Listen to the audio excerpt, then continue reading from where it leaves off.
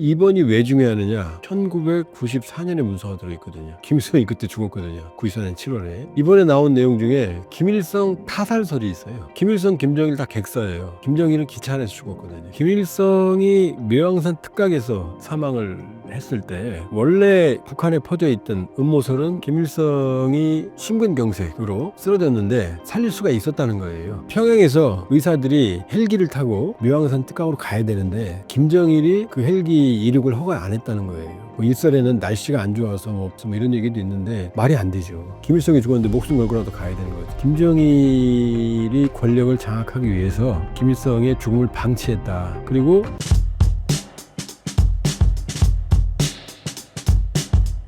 현재 북한군 포로들은 어떤 상황인가요? 러우 전쟁에 지금 아직도 지금 인터넷 이런 데 보면 러우 전쟁에 북한군이 파병 안 됐다고 믿는 사람들이 꽤 있어요. 파병됐습니다. 됐어요. 그 믿으세요, 제발. 왜냐, 러시아와 우크라이나가 하는 말은 속여요. 러시아와 북한은 파병 안 됐다고 인정 안 해요, 지금. 근데 파병됐다는 말 나올 때마다 러시아하고 북한은 가만히 있지 그런 일 절대 없다라고 말한 적이 한 번도 없어요. 초기에는 약간 뭐 러시아가 그런 뉘앙스가 있대. 지금은 파병됐어 어땠어 뭐 이래도 아무 말도 안 하고 가만히 있어요. 그럼 러시아하고 북한이 바보예요? 파병 안 됐는데 인터넷에 그렇게 떠든다고 그러고 우크라이나, 한국 정부, 미국 다 얘기하는데 왜 가만히 있어요? 러시아, 우크라이나가 성격 좋아요? 그냥 들이받을 거 아니에요. 첫 번째. 두 번째, 우크라이나가 파병했다고 그랬어요. 한국 국정원이 확인했어요. 합참도 확정했어요. 미국도 당국자들도 여러 차원에서 확인했어요. 이거 안 믿어요? 너무들 하시네. 그럼 아니, 지금도 가끔 나와요. 보면은, 저도 이제 상처받을 거야 댓글 같은 거 안 보는데 어쩔 수 없이 볼 때가 있거든요. 보면은 뭐, 안 갔는데 네가 왜 그래? 뭐, 갔습니다. 갔어요. 저도 러시아에서 공부했고, 상트페테르 공부했고, 러시아에 저 개인적인 선들도 있습니다. 갔습니다. 확실히 갔어요. 자, 어떻게 갔느냐? 지난해 10월 상순에 갔고 11월경에 쿠르스크로 이동했고 블라디보스토크 가서 2주간 적응훈련 쿠르스크 갔고 12월 상순부터 전투에 참여했어요. 그때 11,000명에서 12,000 누구 좀 달라요 숫자가. 그리고 1월에 추가로 3,000명 이상이 파병, 이거 합참 견해입니다. 국정원은 1,000명 이상 갔다고 그랬고. 자, 요 흐름이거든요. 그리고 포로는 2월 초에 2명이 잡혔어요. 우크라이나군에게. 하나는 리모 씨, 이를 리라고 그러거든요. 리모 씨 26살, 백모 씨 21살. 둘 다 정찰총국 소속이라고 그랬어요. 그래서 초기에 파병됐던 12,000명 정도, 1개 여단이 3,000명이거든요. 4개 여단. 1개 여단은 정찰총국, 정예병이에요. 우리 MDL 서해에서 사고 친 애들이 다 애들이에요. 그 다음에 3개 여단은 폭풍군단, 경보병 여단으로 확정은 안 됐는데 대개 그렇게 추정을 하고 있어요. 그러면 지금 얼마나 지금 손실이 있느냐. 2월 달까지 기준으로 4,000명 정도 대략 최대. 그중에 최대 1,000명이 전사. 여기까지거든요. 그럼 전사하고 부상자 비율이 너무 많아요. 일개 사단의 3분의 1이 날아갔다는 얘기인데 한 2달 만에 비상시적으로 많아요. 그런데 더 기이한 게 포로가 2명밖에 안 돼요. 훨씬 많아야 되거든요. 최소 수십 명, 100명 단위 넘어가야 되거든요. 그러니까 러시아의 인민군이 파병이 안 됐다는 설이 거기서 나오는 거예요. 그 2명은 고려인일 거다. 이런 식이 나오는 거죠. 제가 러시아에서 공부했어요. 고려인 친구 많았습니다. 고려인들이 도와줬어요. 저 많이. 거기서 이제 애기 첫 딸도 낳았는데 고려인 의사들이 많이 제가 고려인 발음 알거든요. 고려인 발음 아니에요. 그럼 왜 2명일까? 첫 번째, 북한군 복무신조 제7조에는 포로가 되지 않는다라는 다짐이 들어있어요. 북한에서 포로가 되면 그거는 수치예요. 수치. 미국은 아니죠. 포로가 되면 막 정치 지도자 되고 환영받고 그러거든요. 존 맥케인 상원의원 같은 경우도 그런 케이스거든요. 돌아가셨죠. 그분은 강력한 미국의 강경 보수였는데. 그러니까 첫째, 포로가 되지 않으려고 그러고 북한군은. 두 번째, 포로가 되면 어떻게 돼요? 북한군이 파병됐다는 게 확인이 되잖아요. 그러니까 이번에 2명 잡힌 사람들도 나 자폭하려고 그랬다 그런 얘기 나와요.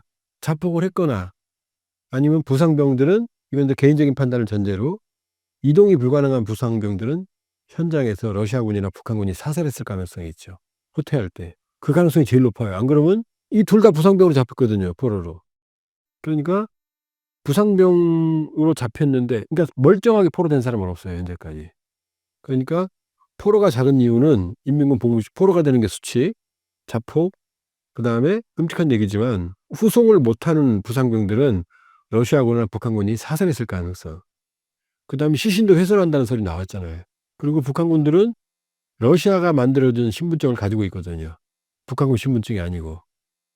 왜냐하면 러시아에는 브라틴이라고 그래서, 브라틴은 몽골계거든요. 바이카로에 살고 있는. 이런 신분증을 줬기 때문에 일단은 잡혀도 이 사람들 두 사람들 포로도 북한 신분증이 아니었어요.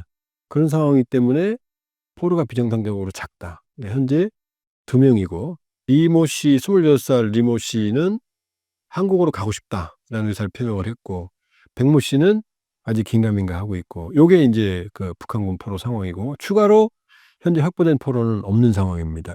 이 3월 하순 마지막 날 현재. 만약 휴전 협상이 된다면 북한군 포로 송환 문제는 어떻게 되는 건가요? 제네바 협약에 의하면 포로는 즉각 송환하게 돼 있어요. 본국으로. 그러니까 러시아 신분증을 가지고 있으니까 현재는 러시아로 가게 되겠죠. 그런데 이 친구들이 자기는 북한군이라고 그랬잖아요. 그럼 러시아 입장에서 이 친구들을 데려가면 어떻게 돼요? 북한군 파병을 인정하는 게 되잖아요. 이 문제가 발생하죠. 그러면 이 한국행을 원하는 그 리모 씨는 제네바 협약에 따르면 러시아로 가게 돼 있죠. 북한이 받아들이지 않을 거 아니에요. 북한이 파병했다고 인정 안 하니까. 근데 국제 인도주의 원칙, 인도법, 인권법 이 관례에 따르면 강제 송환 금지 원칙이 있어요. 나 가기 싫어? 그럼 안 가는 거죠.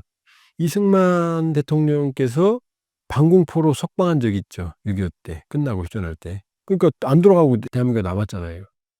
그러니까 두 가지, 송환 원칙과 강제 송환 원칙이 충돌한다. 첫 번째. 두 번째, 대한민국 헌법과 국제법이 충돌해요. 국제법적으로 북한은 개별 국가거든요. 유엔에 가입해 다른 나라에. 근데 우리 헌법의 3조에는 뭐라고 되어 있느냐? 대한민국의 영토는 한반도와 그 부속도서를 한다. 그러니까 북한은 우리 영토고 북한 주민은 우리 주민이에요. 다만 분단 체제로 인해서 우리의 행정력과 주권이 아직 못 미치고 있는 것뿐이에요. 그러니까 김정은 정권은 괴뢰 정권이죠, 헌법상. 근데 국제법적으로는요, 개별 국가잖아요. 그러니까 헌법상 우리가 휴전선 넘어가서 군사분계선 넘어가서 평양에 들어가면 합법인데 국제법적으로는 침략인 거예요. 러시아가 우크라이나 자기네 땅이라고 크림반도 뺏어갔지만 국제법적으로 불법이잖아요.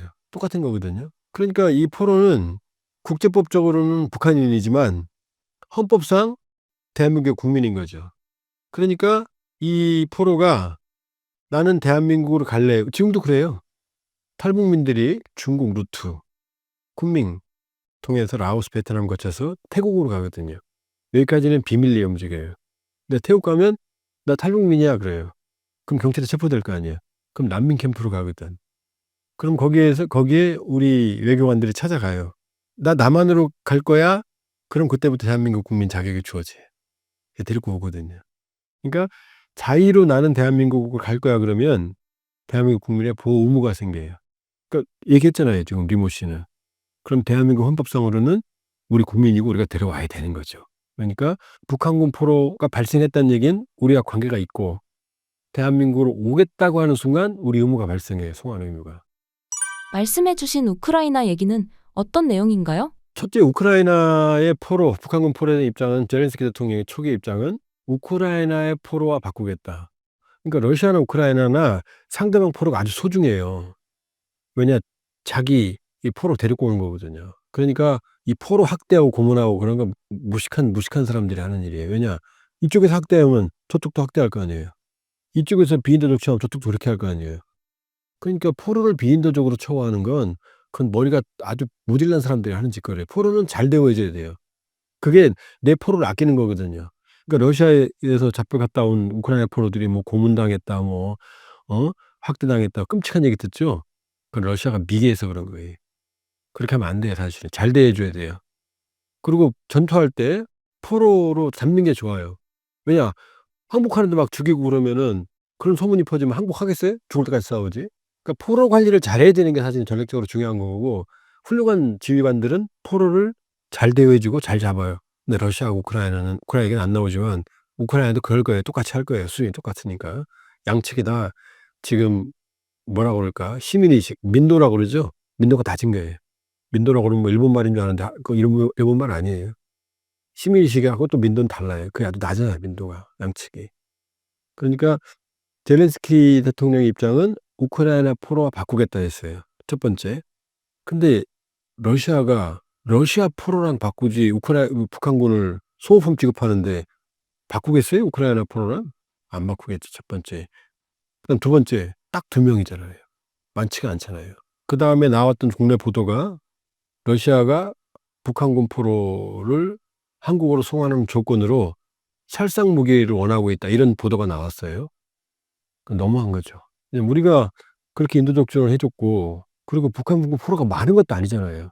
2명이 그중에 1명뿐이잖아요, 오겠다고 하는 건. 근데 뭐 거기다 조건을 달아? 국내 여론이 악화됐어요. 그랬더니 우크라이나가 입장을 바꿨어요. "아, 협상 대상이 아니다. 한국과 대화할 용의가 있다." 지금 이렇게 입장을 바꿨거든요. 향후에도 북한군 포로가 대량으로 발생할 가능성은 높지 않아요.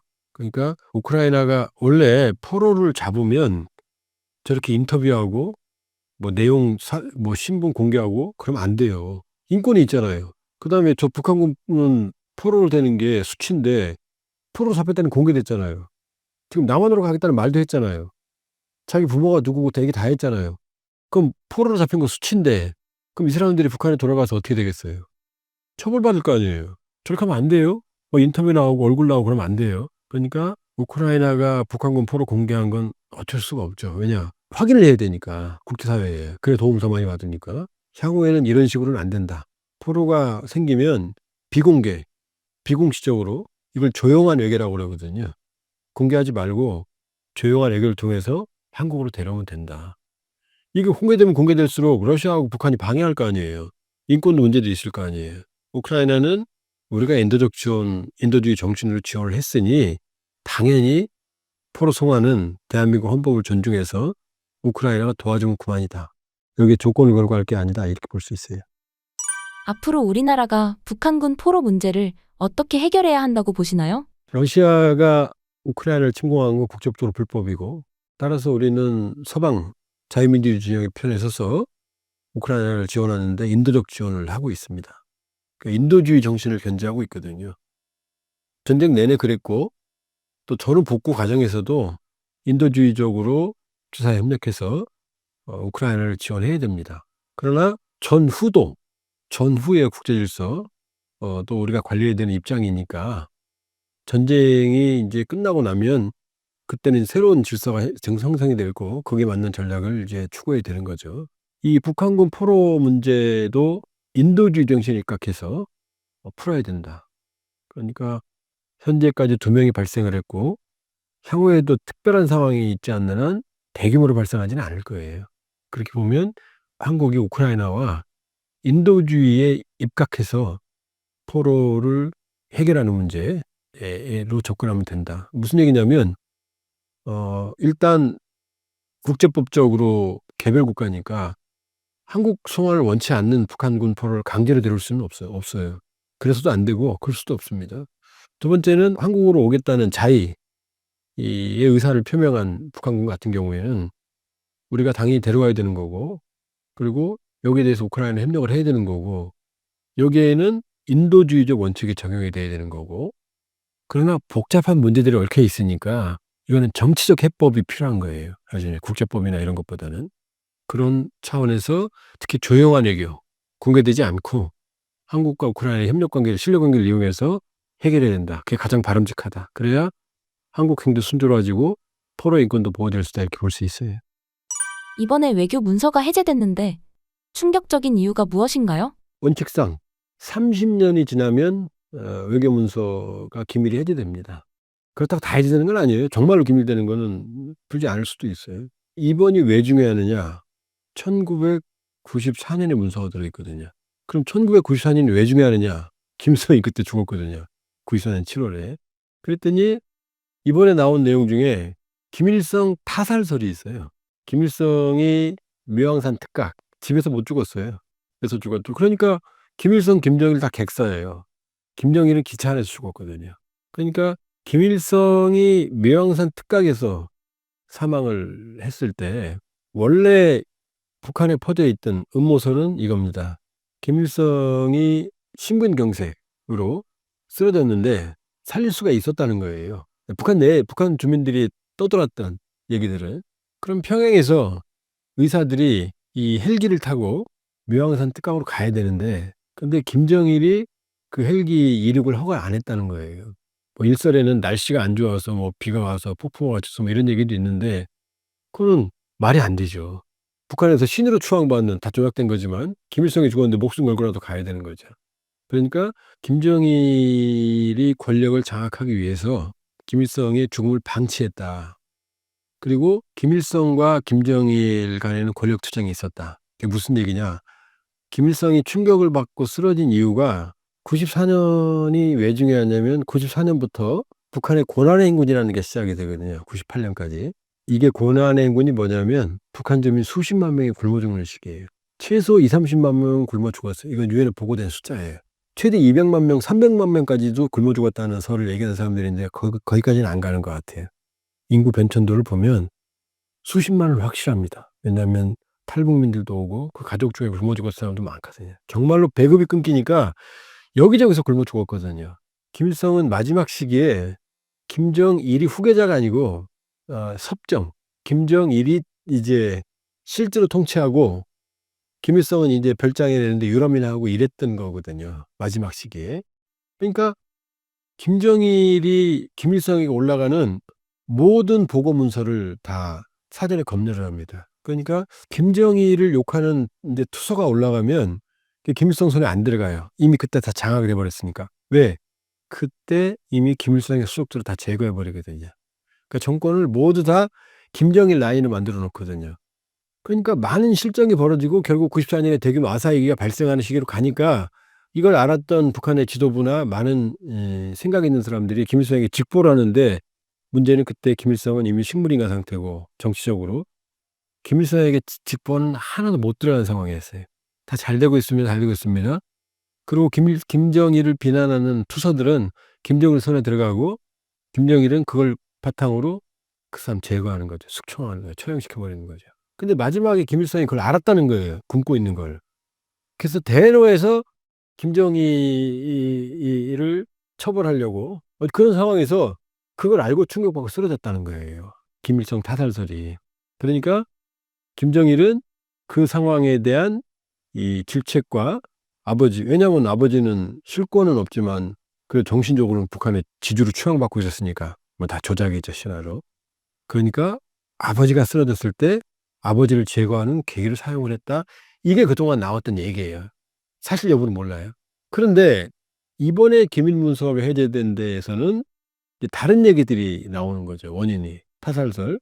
이게 이제 러시아의 그 당시, 왜냐하면 외교문서에는 러시아 주요 인사, 중국, 세계적인 인사들이 우리 정부하고 주고받은 내용이 다 들어있거든요. 그러니까 러시아 측 인사와 주고받은 얘기가 나왔는데 타살인 것 같다. 러시아 쪽에서. 그 왜 타살이냐? 김일성이 7월 달에 죽었는데 바로 2주나 3주 정도 김영삼 당시 대통령과의 정상회담을 앞두고 죽었어요. 그랬더니 러시아 쪽 혹은 이쪽에 거기 확인되는 문서는 뭐냐면 북한 내 강경파, 남북 대화에 반대하는 세력들이 김일성을 제거했다. 죽음을 방치했다. 라는 거예요. 그럼 이 설이 맞느냐 틀리느냐 확인할 수는 없죠.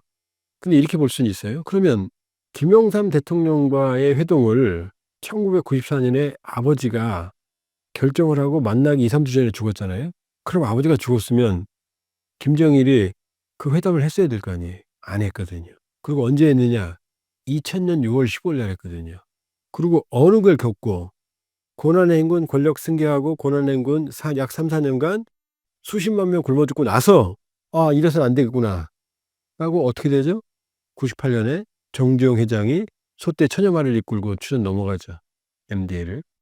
그리고 2000년으로 이어지죠. 그럼 요 타임라인을 봤을 때 아버지가 94년에 치료를 하려고 했으면 아버지 장례 치르고 나서 자기가 했어야 될 거 아니에요. 안 했잖아요. 그러니까 김일성 타살설은 북한 내에 퍼져 있던 권력투쟁설, 그 다음에 이번에 기밀문서 해제된 데서 나온 타살설이 양쪽에서 이제 두 군데서 나오는데 확인을 할 수가 없죠. 다만 중국은 그 견해에 반대했다. 당시 바로 심근경색으로 사망했다는 의학적 소견을 중국은 가지고 있었고, 그리고 덩샤오핑이 그때도 실권을 가지고 있었거든요. 영향력은. 이 영향으로 김정일 정권이 안착을 했다. 그리고 이유는 김일성의 살아생전에 덩샤오핑 등소평한테 김정일을 부탁했다. 따라서 중국은 비교적 빠르게 김정일 정권이 안정되는 데 기여했다. 그리고 빠르게 김정일 정권을 인정을 했다. 그러니까 그 당시 러시아와 중국이 북한을 보는 시각은 달랐죠. 그러니까 러시아는 좀 불안하게 봤어요. 중국은 안정시키려고 했고 안정적으로 봤고, 왜냐하면 문화가 비슷하죠. 근데 러시아는 또 뭐가 있느냐. 제가 그때 소련에 있었거든요. 러시아, 소련을 유학 갔고 94년 7월에 김일성 사망할 때도 러시아에 있었거든요. 근데 러시아는 어떻게 생각했냐면 소련 시대가 붕괴되니까 북한은 그냥 아프리카 저발전 국가 같은 불량 공산주의 국가로 일단 인식이 있었고, 김일성 죽었을 때도 오 독재자 죽었어 친구들이 그랬어요 저한테. 그러니까 뭐 큰일 났어가 아니라 뭐야 독재자 니네 독재자 죽었다 이런 식으로 호기심으로. 그리고 또 하나 소련은 망했잖아요. 거대한 제국이 붕괴했잖아요. 그러니까 저 허접스러운 북한이 버틴다고? 오래 못 갈 거야. 이런 게 그 당시 러시아 인식이었어요. 근데 중국은요. 자기는 공산주의 국가잖아요. 북한이 무너지면 안 되잖아요. 그다음에 김일성과 덩샤오핑이 했던 끈끈한 인연이 있잖아요. 그러니까 쟤네는 무너지면 안 돼. 우리하고 같이 있어야 돼. 또 도와줘야 돼. 그러니까 중국과 러시아의 북한을 보는 시간이 그 당시에 완전히 그 모양이 달랐던 거죠. 이게 기밀문서에서 나타난 새로운 시각들 우리가 확인할 수 있는 게 이렇게 볼 수 있어요. 김일성은 1912년생이거든요. 김일성 하면 지금 분들은 잘 모를 텐데 우리 어릴 때 교육받을 때는 항상 김일성 혹 뒤에 혹이 이만큼 나 있거든요. 어마어마하게 컸어요. 그걸 제거하려고 그랬는데 혈관 덩어리에서 제거를 못해 의학적으로. 그래서 평생 이러고 살았거든요. 그다음에 몸은 그 몸무게가 많이 나갔어요. 그러면 김일성이 1994년에 죽었는데 12년생이니까 얼추 계산해도 82살이 되죠? 82살? 그러면 그 당시 북한 사람들 수명보다 한 5년 이상 많은 거예요. 10에서 20년 높은 거예요. 그런 질병, 그 다음에 그런 비만, 약간 체중이 너무 많이 나가는, 여기에 비해서는 오래 산 거예요. 북한에는 만청산 연구소라고 있어요. 김일성 만년장수, 김정일 만년청년, 약자가 만청산 연구소예요. 여기가 김일성, 김정일 수명 연장하는 데 목숨 바치는 사람들이에요. 최고 의료진들이. 뭐 먹으면 몸에 좋은지. 인삼을 바로 먹으면 인삼이 약간 독성 부분이 안 맞는 안 맞죠. 그러니까 홍삼으로 바꾸잖아요. 그래서 인삼과 홍삼을 닭에게 먹여요. 그럼 닭이 개를 낳죠. 그걸 먹이는 거예요. 이런 식으로. 뭐 그때 줄기세포까지 연구했다는 뭐 소리도 있어요. 그러니까 김일성의 수명을 그토록 연장하려고 노력했겠죠. 그럼에도 불구하고 김일성은 그 당시 기준으로 볼 때 아주 너무나 장수한 사람이다. 그러니까 심근경색, 김정일도 죽었거든요. 김정일은 언제 죽었어요? 42년생인데 2011년 12월 17일 날 죽었거든요. 그럼 70을 못 넘긴 거잖아요. 약 70 언저리 죽은 거 아니에요. 그렇죠? 그럼 아버지보다 12년이나 더 줄었잖아요. 김정일도 뭐였어요? 심혈관 계통이었어요. 급사했어요. 아버지하고 똑같은 거예요. 그러면 아버지는 김일성은 자연사였다고 봐야죠. 그다음에 평양에서 묘양산까지 헬기가 갔다 오는데 시간이 얼마나 걸리는데요. 제가 보기엔 자연사했다.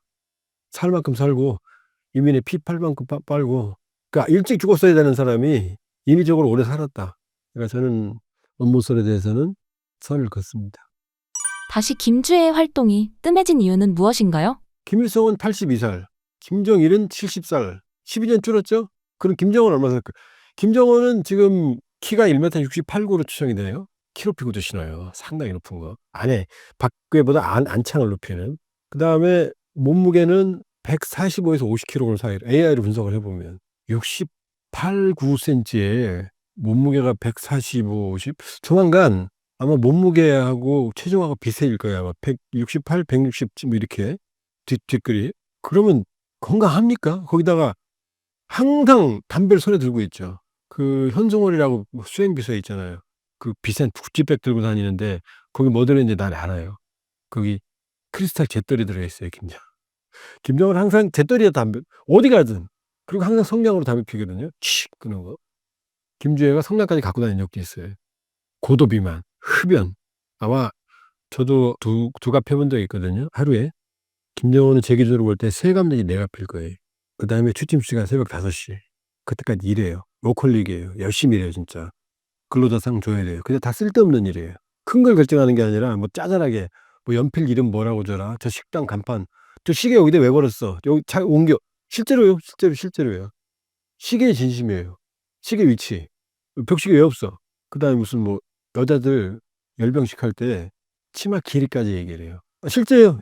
이 기록장에 나와요. 그다음에 팔 올리는 거 어디까지 올려야 될까지. 그러니 과로죠. 바보죠. 그런 일 왜 해요? 진짜 바보죠. 과로, 과식이겠죠. 몸 보면. 새벽까지 일하면 폭식을 하게 돼요. 야식. 술 안 먹을까요? 와인 많이 마신대요. 새벽까지.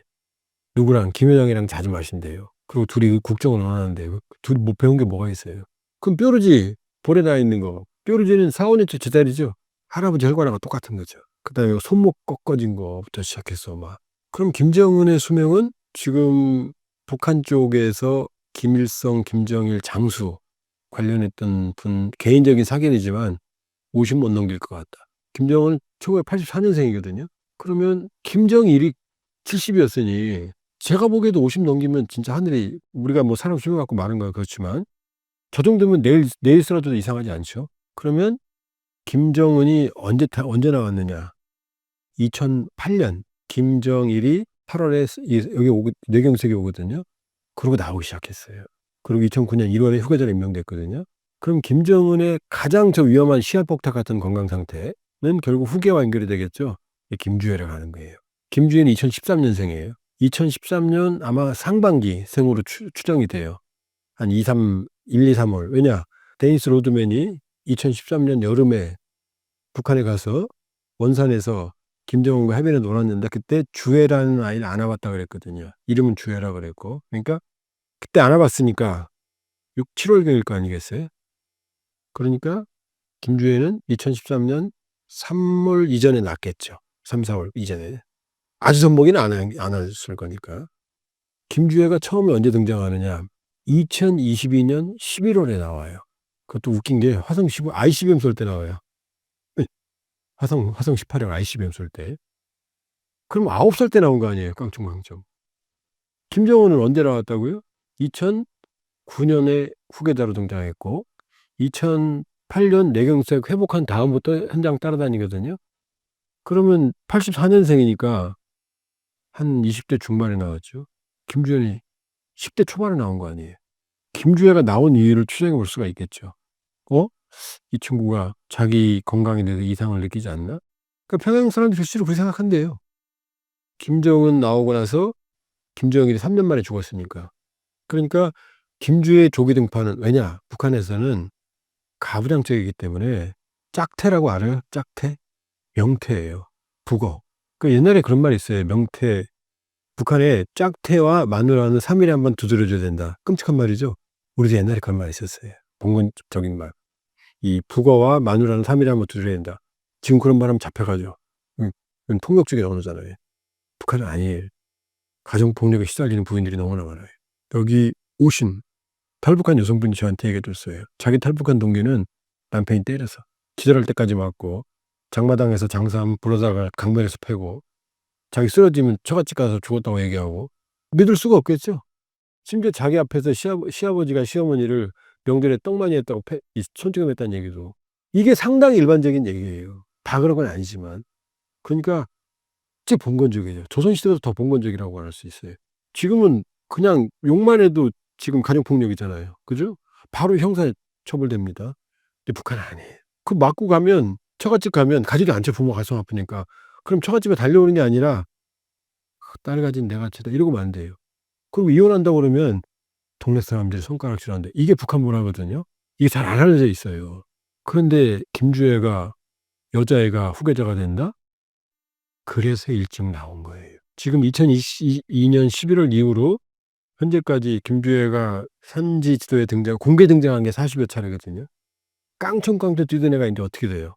성인 코스프레, 리설주 코스프레 하잖아요. 물개박수 치고 아빠 옆에 있고 집권 세력들이 주변에서 이러고 무릎 꿇고 있고. 그렇다고 보면 김주애는 여성이 최고 지도자가 되기 어려운 가부장적 문화를 깨기 위해서 아주 오래전부터 익숙하게 만드는 거죠. 사람들에게. 지금 익숙하죠.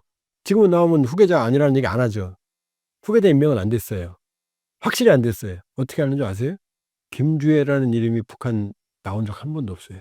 김여정 부부장 이렇게 말하죠. 김정은 총비서동 이렇게 말하죠. 근데 김주애라는 표현을 리춘이 북한 아나운서가 못 써요. 왜냐? 뒤에 붙는 직함이었거든요. 그냥 김주애가 나왔 이럴 수 없잖아요. 그러니까 지금 공식 임명이 안 됐다는 거 확인할 수 있는 거죠. 그러니까 김주애는 조기 등판했고 여성이 최고 지도자가 될 수 없는 가부장적 문화 때문에 조기 교육을 하고 있고 장기간 노출하고 있고 근데 단둥에 있는 북한 사람들도 처음에는 피식피식했다가 지금 받아들여요. 뭐라고 안 해요. 그러면 이 김주애는 지금 후계 자속을 받고 있다. 그건 확실하다. 그러면 왜 일찍 나왔느냐? 가부장적 문화도 김정은을 봤을 때 급작스러운 유고에 대비하려고 일찍 등판한 것 같다. 이렇게 볼 수가 있고 그럼 왜 좀 뜸하냐? 과거에도 그랬어요. 과거에도 뭐 한두 달 이상은 뜸한 건 왜냐 타이밍이 별로 갈 데가 없으면 지금 상황은 북한 경제가 안 좋거든요.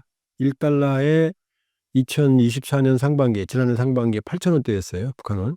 근데 지금은 2만 원대예요. 경제가 최악이에요. 민심도 안 좋아요.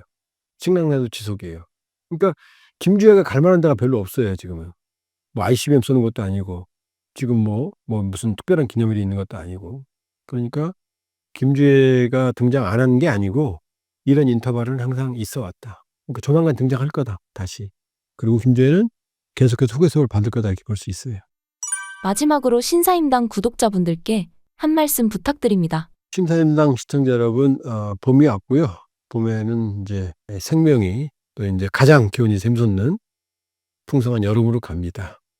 대내외 정세가 어렵지만 그래도 우리는 항상 어려움을 극복해 왔고 또 의지의 민족이기 때문에 다른 많은 문제를 해결할 수 있을 거라고 생각하고 혼란은 언젠가는 이제 정식이 되죠. 그 혼란 이후에 새로운 국가 발전 또 개인의 행복 이런 거를 꿈꿀 시기가 아닌가 이렇게 생각이 듭니다. 시청해 주셔서 고맙습니다.